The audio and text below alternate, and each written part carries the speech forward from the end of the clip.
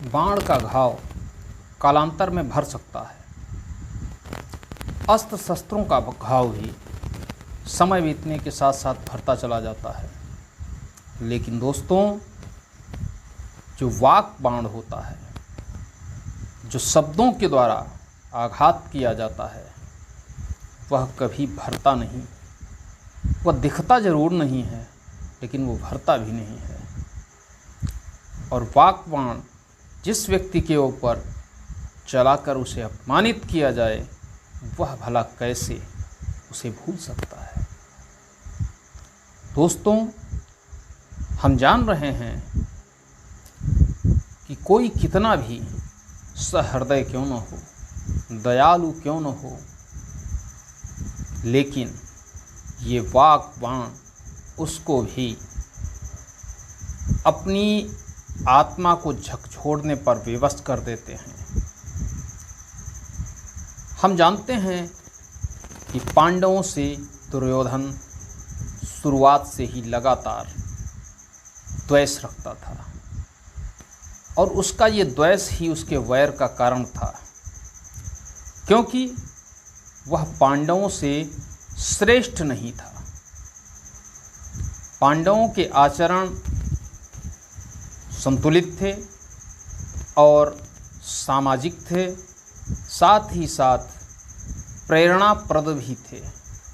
वह अपने से बड़ों का सदैव सम्मान करते थे, आदर करते थे, उनकी बातों को ध्यानपूर्वक सुनते थे।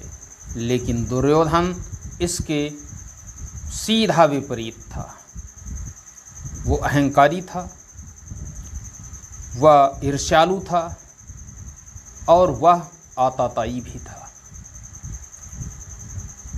दोनों के मध्य युवराज होने का संघर्ष चल रहा था। धृतराष्ट्र ने अपने पुत्र दुर्योधन को युवराज बना दिया, जबकि इसके पहले जो युधिष्ठिर थे, पांडवों में श्रेष्ठ धर्मराज युधिष्ठिर, उनका राज्याभिषेक हुआ था। लेकिन फिर भी उनको दुर्योधन राजा या युवराज के रूप में स्वीकार नहीं करता था। वह हर समय एक नई युक्ति सोचा करता था कि किसी भी तरह से पांडवों को रास्ते से हटाया जाए, और यही सबसे बड़ा कांटा उसके जीवन का था। उसने पांडवों को रास्ते से हटाने के लिए अपने मामा शकुनी के साथ मिलकर एक षड्यंत्र रचा, और वह भी ऐसा षड्यंत्र जिसमें पांडवों का बचना मुश्किल ही नहीं, नामुमकिन सा था। दोस्तों, दुर्योधन ने अपने राज्य की सीमा पर वर्णावत नामक नगर में एक धातु ग्रह का निर्माण कराया। वह धातु ग्रह ऐसा था कि जिसे बनाने के लिए लाख, घी, तेल और मोम जैसी अत्यंत ही ज्वलनशील वस्तुओं का प्रयोग किया गया था, जिससे कि वह शीघ्रातिशीघ्र जल सके। उसकी मंशा थी कि पांडवों को प्रेम पूर्वक वहाँ भेज दें, और भेजने के कुछ दिन तक उनका पूरा आदर और सत्कार करते रहें। आदर सत्कार करने के बाद इसी बीच जब वह गहरी निद्रा में सोए हुए हों, तो रात्रि के समय उस महल में किसी से आग लगवा दी जाए। और चूंकि वह ज्वलनशील वस्तुओं से निर्मित ग्रह था, जिसे लाक्षा ग्रह भी कहा गया है, लाख का बना हुआ था, तो वह शीघ्रातिशीघ्र जलने लगेगा और उससे बाहर निकलने का कोई मार्ग भी नहीं होगा। पांडव अपनी मां कुंती सहित उसी में जलकर नष्ट हो जाएंगे, समाप्त हो जाएंगे, और दुर्योधन का सबसे बड़ा जो कांटा है उसके चक्रवर्ती सम्राट बनने में, वह सदैव के लिए समाप्त हो जाएगा। ऐसा ही किया। पांडवों को वहाँ लक्षागृह में ले जाया गया, आराम से उनको कुछ दिन रखा गया। जब उनको ये एहसास हो गया, एक विश्वास हो गया कि हाँ हम सही जगह पर हैं, तब किसी नौकर के द्वारा या अपने सेवक के द्वारा उसमें आग लगवा दी गई। लेकिन दुर्योधन को ये पता नहीं था कि उसके दरबार में भी कई ऐसे लोग थे जो कि पांडवों के लिए अत्यंत हितैषी थे और वह पांडवों को कमज़ोर होता नहीं देखना चाहते थे, क्योंकि उन्हें पता था पांडव ही एकमात्र कुरुवंश में ऐसा विकल्प हैं जो धर्म की स्थापना कर सकते हैं, जो अधर्म का साथ नहीं देने वाले हैं। दोस्तों, विदुर जी भी उसमें से एक थे, जो कि उनके ताऊ भी थे और उन्होंने ये जब योजना बन रही थी तो उस लक्षागृह के अंदर एक सुरंग का भी निर्माण करवा दिया था, जिसकी भनक दुर्योधन को बिल्कुल भी नहीं थी। यहाँ तक कि कोई नहीं जानता था विदुर जी के अतिरिक्त कि लक्षागृह में कहीं सुरंग भी है। दोस्तों, उस सुरंग को पांडवों को बताया गया था उससे पहले विदुर जी के द्वारा, और पांडव भी उसको जान चुके थे कि कहाँ पर खोद करके अगर विषम परिस्थितियाँ आएंगी तो हम यहाँ से बाहर जाएंगे। विदुर जी की नीति के कारण पांडव लक्षागृह से बाहर निकल गए, लेकिन उसी लक्षागृह में एक भिखारन जिसके 5 पुत्र थे और वह 5 पुत्रों सहित उस लक्षागृह में जलकर राख हो गई। मित्रों, जब लक्षागृह पूरी तरह से जल गया तो उसके बाद उस भिखारन और उसके 5 पुत्रों की अस्थियां उसमें से प्राप्त हुई। दुर्योधन को जब वह अस्थियां मिली तो दुर्योधन समझ रहा था कि वह अपने कार्य में पूर्णतः सफल हो गया है और अब पांडव इस धरती पर नहीं रहे। दुर्योधन ने दिखावे के रूप में ऊपर मन से अत्यंत दुख प्रकट किया और उस दुख की घड़ी में ऐसा दिखावा कर रहा था कि जनता और राजदरबारी जितने पांडवों के समर्थक थे वह सब यह जान लें कि दुर्योधन को अपने भाइयों की मृत्यु से बहुत ही दुख हुआ है। दुर्योधन उन 5 पांडवों को माता कुंती के साथ उनका जो अंतिम संस्कार था वह भी किया और जो भी श्राद्ध वगैरह थी वह भी कर दी गई। श्राद्ध करने के बाद अब दुर्योधन निष्कंटक हो चुका था, क्योंकि उसके सामने कोई भी बाधा नहीं थी और कुरुवंश का वही अगला सम्राट होने वाला था। दोस्तों, पांडव जब यहाँ से निकले लक्षागृह से बाहर तो वह जाते कहाँ, तो वह सीधे व्यास मुनि के आश्रम पर गए, वेदव्यास जी के यहाँ, और वेदव्यास जी के पास पहुंचकर उनसे अनुमति लेकर एक चक्रा नगरी थी, उस एक चक्रा नगरी में वह निवास करने लगे और ब्राह्मण के भेष में। दोस्तों, ब्राह्मण अक्सर ऐसी जगहों पर निवास ही करते थे, ऐसे रहा ही करते थे और सबको तो पूर्ण विश्वास हो चुका था कि पांडव अब इस दुनिया में नहीं हैं, वह स्वर्गवासी हो चुके हैं। धीरे धीरे समय गुजर रहा था। इसी बीच पांचाल देश के राजा द्रुपद की पुत्री द्रौपदी, जिन्हें पांचाली भी कहा जाता है, उनके स्वयंवर की बात उड़ते उड़ते एक चक्रा नगरी में भी पहुंची, जहां उसको 5 पांडवों ने भी सुना। जब ये सुना तो वह भिक्षा मांगने का बहाना करके घर से निकले। माता कुंती घर पर रह गईं, वह उनके लिए भोजन तैयार कर रही थीं और वह जाकर के पांचाल नरेश के यहाँ पहुँचे, जहाँ उन्होंने देखा कि दूर दूर देशों के राजा वहाँ उपस्थित हो रहे हैं और वह राजागण पूरी शान शौकत के साथ वहाँ पर उपस्थित हैं। साथ ही उन्होंने यह भी देखा कि पांचाल नरेश ने एक बहुत ऊंचाई पर एक बांस से बना हुआ एक मछली टांग रखी है और जो मछली एक चक्र की भांति घूम रही है और नीचे एक बड़ा सा जिसको अपने यहाँ परात बोलते हैं या नाद भी कहते हैं, ऐसा एक जलकुंड बना दिया गया जिसमें वह घूमती हुई दिखाई देती थी और उसमें देखकर मछली की आंख पर निशाना साधना था। और पास में ही वह भव्य धनुष रखा हुआ था, बहुत ही विशाल धनुष रखा हुआ था, और उस धनुष को उठाकर उस मछली की आंख को भेदना था। दोस्तों, ये कार्यक्रम जब शुरू हुआ तो सारे राजा एक एक करके धनुष के पास पहुँचे। किसी ने तो धनुष को ही नहीं उठा पाए, किसी ने धनुष को उठाया तो उस पर प्रत्यंचा नहीं चढ़ा सके। इसी तरह से कोई भी ऐसा सूरवीर उसमें नहीं निकला जो उस विशाल धनुष को उठाकर उस पर प्रत्यंचा चढ़ाए और सरसंधान करके मछली की आँख को भेद सके।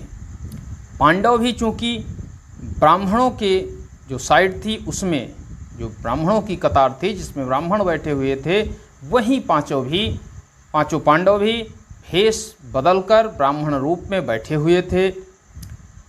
इधर दुर्योधन भी वहाँ पहुँचा हुआ था और दुर्योधन के साथ उसका मित्र कर्ण भी पहुँचा हुआ था। कर्ण अत्यंत सूरवीर था और वह सब कुछ करने में सक्षम था, क्योंकि उस समय वह एक अद्वितीय योद्धा था। उस समय अर्जुन ही उसकी बराबरी करते थे, दूसरा कोई उसकी बराबरी करने वाला नहीं था। उसी सभा में भगवान श्री कृष्ण भी दाऊ के साथ पहुँचे थे। दोस्तों, भगवान श्री कृष्ण और दाऊ ने उस धनुष को इसलिए नहीं उठाया क्योंकि पांचाल नरेश से भी उनका एक रिश्ता था, और उस रिश्ते के बारे में भी हम आपको बताएंगे। इसीलिए द्रौपदी भगवान श्री कृष्ण को अपना भाई कहती थी, और उन्होंने भी जब समय आया तो भाई का फर्ज निभाया। इसकी भी कहानी हम आगे आपको बताएंगे। दोस्तों, जब कोई राजा उस धनुष को उठा नहीं सका या उठा सका तो प्रत्यंचा नहीं चढ़ा सका, तो ऐसे में दुर्योधन ने कर्ण से कहा कि कर्ण जाइए मित्र और धनुष उठाकर लक्ष्य का भेदन करिए और द्रौपदी का वरण हम अपने साथ करें। अब मित्र का आदेश था और मित्र का आदेश कर्ण कैसे टाल सकता था। कर्ण उठा और पहुंचा। ज्यों ही कर्ण उस धनुष के पास पहुंचा, धनुष को प्रणाम करके सहज भाव से ही उसने धनुष को उठा लिया और उठाकर उस पर प्रत्यंचा चढ़ाई। प्रत्यंचा चढ़ाने के बाद उस पर सर रखा और सर संधान करना प्रारंभ किया। ज्यों ही उसको ऐसे ही उसको पूरी सभा देख रही थी और सभा के मध्य यह स्वर गूंजने लगा था कि कर्ण अभी इसका मछली का लक्ष्य बना देगा और इसको भेद देगा। उसके बाद पांचाली का विवाह कर्ण के साथ होगा। इसी बीच कर्ण के बारे में पांचाली ने अपनी दासी से पूछा तो दासी ने बताया कि ये अंगराज कर्ण हैं, ये दासी पुत्र सूत पुत्र हैं, और सूत पुत्र होने के कारण ज्यों ही पांचाली के कानों में ये शब्द पड़ा, पांचाली ने उठकर इस बात का विरोध किया कि वह क्षत्राणी हैं और किसी सूत पुत्र के साथ विवाह नहीं कर सकती। ज्यों ही पांचाली ने मना किया, कर्ण की भुजाएं वहीं पर रुक गईं। ये घोर अपमान था। भरी सभा में जो क्षत्रिय राजा नहीं कर पाए थे उससे भी बेहतर करके दिखाया था कर्ण ने, लेकिन फिर भी पांचाली उसको सूत पुत्र कहकर अपमानित कर रही थी। हालांकि उस अपमान को कर्ण ने दर्शाने नहीं दिया और एक मधुर मुस्कान के साथ धनुष को उसी स्थान पर रखकर वह अपने स्थान पर बैठ गए जाकर। जब वहाँ कोई नहीं था धनुष उठाने वाला, तो इसी बीच भगवान कृष्ण का इशारा पाकर अर्जुन ब्राह्मणों की सभा से उठे और आकर उन्होंने धनुष को उठाया और धनुष की प्रत्यंचा चढ़ाकर मछली की आँख का लक्ष्य रखकर उसकी आँख भेद दी और पांचाली के साथ उनका विवाह हो गया। जब पांचाली के साथ उनका विवाह हो गया और वह पांचाली को लेकर जाने वाले थे, तभी अन्य राजाओं ने उन्हें रोक लिया। कारण ये था कि कोई भी क्षत्रिय राजा ये स्वीकार नहीं कर सकता था कि भरी सभा के अंदर क्षत्रिय राजाओं के सामने कोई ब्राह्मण किसी कन्या का वरण करके ले जा सके। जब ऐसी स्थिति उत्पन्न हुई तो भगवान श्री कृष्ण और दाऊ ने वहाँ पर अन्य राजाओं को शांत रहने के लिए कहा और कहा, यदि कोई इन ब्राह्मण कुमारों के पीछे जाएगा तो उसे पहले हम दोनों से युद्ध करना होगा। लेकिन फिर भी कर्ण अर्जुन को ललकार उठा, क्योंकि दुर्योधन ने कहा कि एक बार प्रयत्न करने में क्या जाता है। जब अर्जुन ने देखा कि कर्ण उसको ललकार रहा है तो अर्जुन को पता चल गया कि कर्ण कुछ भी कर सकता है, वह बहुत बलवान है। और ज्यों ही कर्ण ने अपना धनुष ऊपर उठाया, अर्जुन ने घूमकर ऐसा तीर मारा कि कर्ण का धनुष कट गया। ज्यों ही कर्ण का धनुष कट गया तो धनुष कटते ही कर्ण को भी एहसास हो गया और उसने कहा कि धन्य हो ब्राह्मण कुमार, मेरा धनुष काटने वाले विष्णु, इंद्र या इंद्रपुत्र अर्जुन के अतिरिक्त इस धरती पर कोई नहीं है जो मेरे धनुष की प्रत्यंचा को काट सके। और आपने मेरी प्रत्यंचा काट दी है, जरूर आप या तो इंद्र होंगे या विष्णु होंगे, मैं आपको नमन करता हूँ। तो अर्जुन ने कहा, ना ही मैं इंद्र हूँ ना ही मैं विष्णु हूँ, मैं तो केवल ब्राह्मण कुमार हूँ। अब जब उन्होंने ब्राह्मण कुमार कहा, कर्ण ब्राह्मणों की बहुत ज़्यादा इज्जत करता था, क्योंकि वो जानता था कि ब्राह्मणों को नाराज़ करके कोई भी व्यक्ति सुख चैन से नहीं रह सकता है, क्योंकि इससे पहले ही उसे ब्राह्मणों से 2 श्राप मिल चुके थे जो कि उसकी मृत्यु का कारण बनने वाले थे। अतः कर्ण स्वाभाविक शांत हो जाता है और अर्जुन को एक ब्राह्मण कुमार समझकर उस दिन युद्ध नहीं करता है।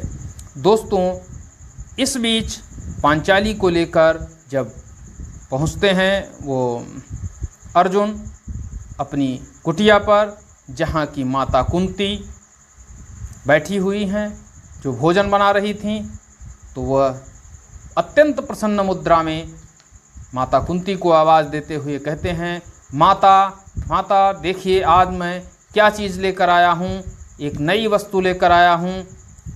तो माता कुंती भोजन बनाते बनाते ही बोल देती हैं कि जो लाए हो वह 5 में बराबर बराबर बांट लो। दोस्तों, ब्याह कर अर्जुन लाए थे, लेकिन माँ के आदेश की वजह से पांचाली को 5 भाइयों के साथ विवाह करना पड़ा और वह 5 की पत्नियों के रूप में, उन्हें 5 को पतियों के रूप में स्वीकार करना पड़ा। दोस्तों, इस तरह से पांडवों की जो प्रवृत्ति थी वह भी दर्शाई जा रही है। दूसरी तरफ दुर्योधन की भी प्रवृत्ति। अब कर्ण की इसमें कोई गलती नहीं थी, लेकिन फिर भी भरी सभा में कर्ण को अपमानित होना पड़ा और यह अपमान का घूंट कर्ण बर्दाश्त नहीं कर पा रहा था। लेकिन वह कर भी क्या सकता था, क्योंकि यदि वह इस घूंट को बर्दाश्त नहीं करता तो स्वाभाविक था कि उसका अपना जो व्यक्तित्व था वह प्रभावित होता। लेकिन वह अंदर ही अंदर ये अपमान उसे कचोटते रहते थे। ये विधना का एक विधान था। दोस्तों, कर्ण महाभारत का कारण बनने वाला था, क्योंकि कर्ण के बिना दुर्योधन की इतनी औकात नहीं थी कि वो पांडवों से युद्ध जीत सके। कर्ण के बल पर ही दुर्योधन पांडवों के खिलाफ लगातार षड्यंत्र रच रहा था और अंततोगत्वा कर्ण को ही महाभारत का कारण बनाया गया। और जब तक कर्ण जीवित रहा, दुर्योधन ने कभी अपनी हार नहीं मानी। लेकिन जिस दिन कर्ण युद्ध में अर्जुन के हाथों वीरगति को प्राप्त हुए, दूसरे ही दिन दुर्योधन छुपकर कायरों की भांत सरोवर में जा छिपा। तो इतने अद्भुत थे कर्ण, लेकिन उनका जीवन भाग्य ने किस तरह बदला ये तो आप लगातार देख ही रहे हैं। अगले दिन हम अगले इस वीडियो में हम आपको बताएंगे कि जो सभा हुई जिसमें चीरहरण हुआ उसमें कर्ण का क्या योगदान था।